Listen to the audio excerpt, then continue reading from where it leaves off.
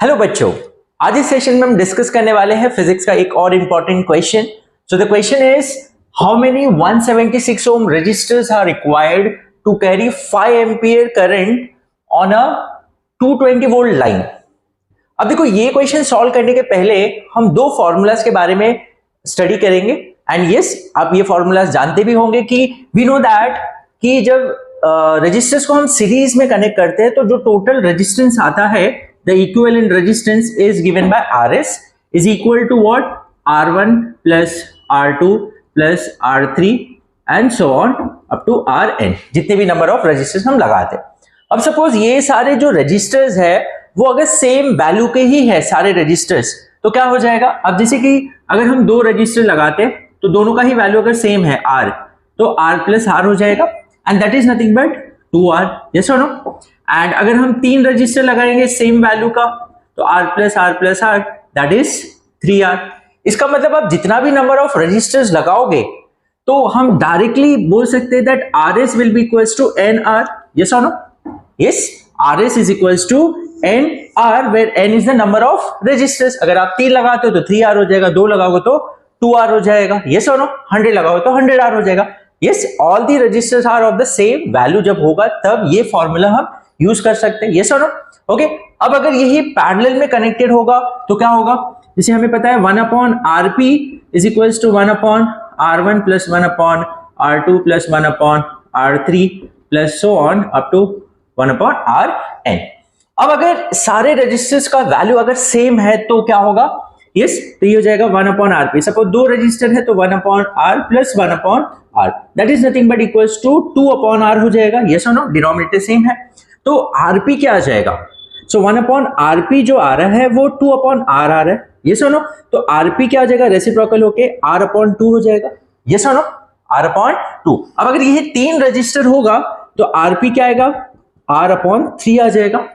4 register होगा तो RP will be R upon 4। That means what? अगर n नंबर ऑफ रजिस्टर्स होगा तो ये फॉर्मूला क्या बन जाएगा? हम डायरेक्टली ये बोल सकते हैं that RP will be equals to R upon N। yes or no?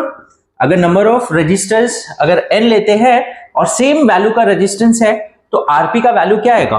R upon N। yes or no? तो ये पैरेलल के लिए फॉर्मूला बन गया R upon N। सीरीज के लिए क्या होगा? N into R। Hope you understood. अब ये कॉन्सेप्ट जो है ये हमें पता होना चाहिए एंड ये यूज करके यहां पर हमें ये क्वेश्चन सॉल्व करने में हेल्प करेगा। ओके, सो होप ये चीज आपको समझ में आ गया है। तो मैं ये दोनों फॉर्मूला यहां साइड में लिख देता हूं। तो Rs is NR and RP is R upon N। Okay, now अब जैसे कि यहां पर हमें क्या बोला कि हाउ मेनी 176 ओम रेजिस्टेंस हमारे पास अवेलेबल है। हमारे पास अब कोई भी वैल्यू का रेजिस्टेंस रिक्वायर्ड जो भी होगा उससे हमें वो पर्टिकुलर वैल्यू किससे लेके आना है? 176 ओम रजिस्टर ही यूज करके लाना है।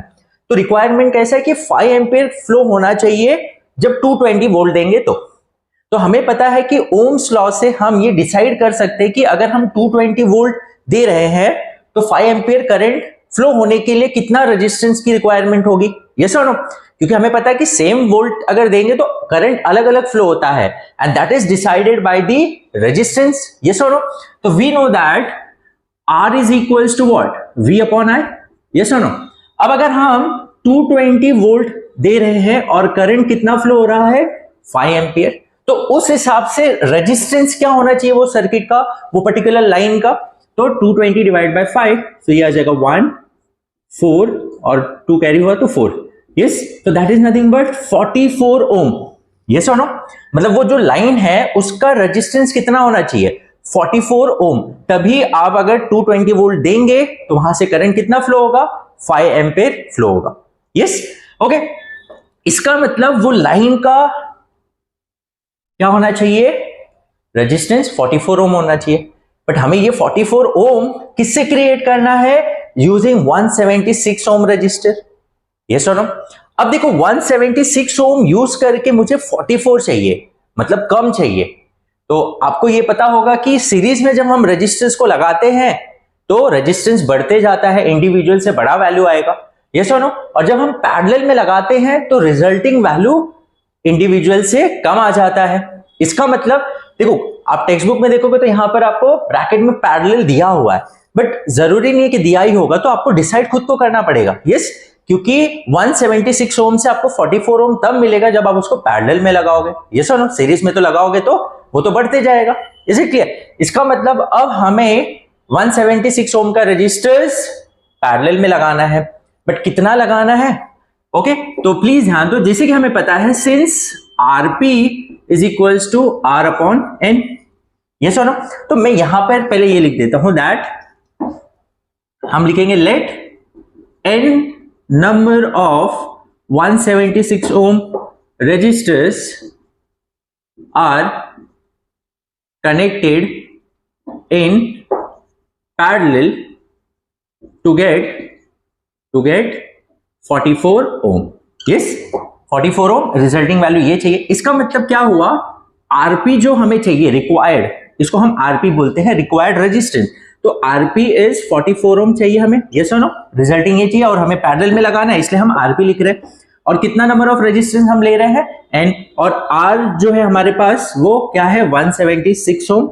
यस और नो, तो ये फॉर्मूला के हिसाब से क्या आ जाएगा? RP is equals to what? R upon N. Yes or no? RP जो रिक्वायर्ड रेजिस्टेंस हमें चाहिए, रिक्वायर्ड रेजिस्टेंस कितना चाहिए लाइन पे? 44 ओम। Yes or no? और हमारे पास रेजिस्टर्स कौन से अवेलेबल है जो हम सेम टाइप का यूज करेंगे? 176 ओम। तो उस हिसाब से n नंबर ऑफ रेजिस्टर्स हम लगाएंगे। तो ये फॉर्मूला आपको होप समझ में आ गया। तो उस हिसाब से डायरेक्टली हमें यहाँ से n का वैल्यू मिल जाएगा कि कितने नंबर ऑफ रेजिस्टर्स हमें लगाना है। तो n इधर आ जाएगा, n is equals to 176 divide by 44।